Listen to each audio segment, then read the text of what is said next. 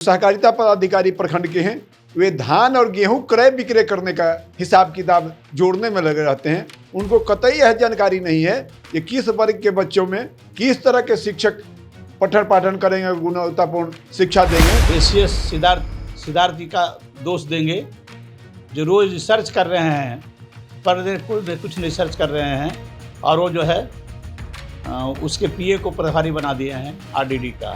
हमें लगता है कि शिक्षा विभाग को एक प्रयोगशाला के रूप में वर्तमान एसीएस सिद्धार्थ जी के द्वारा और शिक्षा मंत्री सुनील कुमार जी के द्वारा संपादित किया जा रहा है। नमस्कार, आर्यन खबर पे आपका स्वागत है। मैं हूं दीपक प्रियदर्शी। बिहार में शिक्षा विभाग के फैसलों को लेकर शिक्षक संघ कई सवाल खड़े कर रहे हैं। शिक्षक संघों का कहना है कि बिहार के शिक्षा विभाग में कई ऐसे अधिकारियों का पदस्थापन किया जा रहा है जो शिक्षा जगत से नहीं है, यानी उन्हें शिक्षा जगत के कार्यक्रमों और शिक्षा जगत की कार्य प्रणाली का कोई ज्ञान नहीं है। लेकिन इसके बावजूद भी विभाग में और खास करके जिलों में और प्रमंडल लेवल पे ऐसे अधिकारियों का पदस्थापन किया जा रहा है, जिससे कहीं न कहीं शिक्षा विभाग में और शिक्षा के कार्य में कहीं न कहीं एक परेशानी हो रही है। क्या कह रहे हैं शिक्षक, पहले वो सुनिए। जयराम जी, ये प्राथमिक शिक्षा या फिर ओवरऑल शिक्षा में आरडीडी की भूमिका को लेकर आप लोगों ने सवाल खड़े किए और आप लोगों ने शिक्षा विभाग से भी इस पे बातचीत की है, क्या है मामला? बिहार में 9 प्रमंडल हैं जहां वर्षों से आरडीडी का पद खाली है। आरडीडी का पद शिक्षा विभाग में बहुत ही महत्वपूर्ण पद है, और वह पद खाली रहना शिक्षकों के लिए, शिक्षा विभाग के लिए बड़ा ही दुर्भाग्यपूर्ण बात है। कोई शिक्षक कहीं से निलंबित हो गया, उसका निलंबन का सारा मैटर जा करके आरडीडी के यहाँ से डिस्पोजल होता है, पर कई वर्षों से खाली पड़ा हुआ है। और सबसे बड़ी दुर्भाग्यपूर्ण बात है, उस पद पर कमिश्नर के पीए को ये बिहार सरकार और ख़ास करके हम एसीएस सिद्धार्थ जी का दोष देंगे जो रोज़ रिसर्च कर रहे हैं, पर कुछ नहीं रिसर्च कर रहे हैं, और वो जो है उसके पीए को प्रभारी बना दिए हैं आरडीडी का। जिस आदमी को प्रशासनिक जानकारी हो, वो एजुकेशन के बारे में क्या पता लगेगा, वो क्या कर पाएगा। इस संबंध में मैंने एसीएस से भी मिला हूँ फिजिकली। सुबोध चौधरी जो डायरेक्टर प्रशासन है, उनसे भी मिला हूँ, निदेशक से भी मिला हूँ, और मैंने सारी बातों को रखा है, पर अभी तक इसका निदान नहीं हुआ। और इससे गुणात्मक शिक्षा में शिक्षकों की समस्याओं में काफ़ी परेशानी हुई है। अगर इसका निदान जल्द नहीं हुआ तो भारी परेशानी का दिक्कत शिक्षकों को हो रहा है, आगे भी होता रहेगा।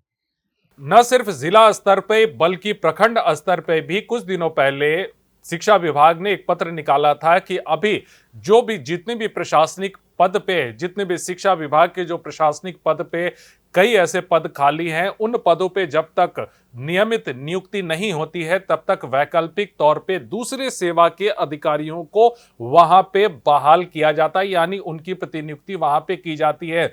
लेकिन शिक्षकों का कहना है कि अभी शिक्षा विभाग में ही कई ऐसे पदाधिकारी हैं जो उन पदों पे उनकी बहाली हो सकती है, जो प्रॉपर तरीके से शिक्षा विभाग के कामकाज को जानते और समझते हैं। तो ऐसे अधिकारियों का पदस्थापन क्यों नहीं किया जा रहा है, क्या कह रहे हैं शिक्षक नेता, वो सुनिए।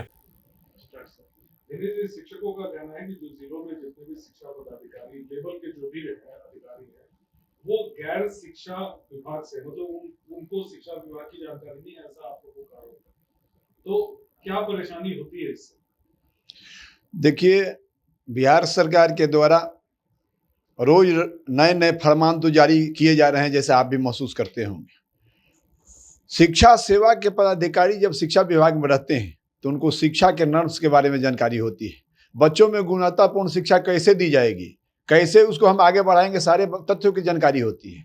लेकिन इधर बिहार सरकार ने एक तुगलकी फरमान जारी किया है, ये जितने हमारे प्रखंड शिक्षा पदाधिकारी के पद रिक्त हैं या हो रहे हैं, उस पर प्रखंड के अंचलाधिकारी के अधीन काम करने वाले कर्मचारी हों, जैसे ब्लॉक में बीसीओ हैं, आपके लेखा पदाधिकारी हैं, इन लोगों को रिक्त पदों पर पदाधिकृत किया जा रहा है। मैं आपके चैनल के माध्यम से सरकार से जानना चाहता हूं, ये जो बीसीओ जो सहकारिता पदाधिकारी प्रखंड के हैं, वे धान और गेहूं क्रय विक्रय करने का हिसाब किताब जोड़ने में लगे रहते हैं। उनको कतई यह जानकारी नहीं है कि किस वर्ग के बच्चों में किस तरह के शिक्षक पठन पाठन करेंगे, गुणवत्तापूर्ण शिक्षा देंगे।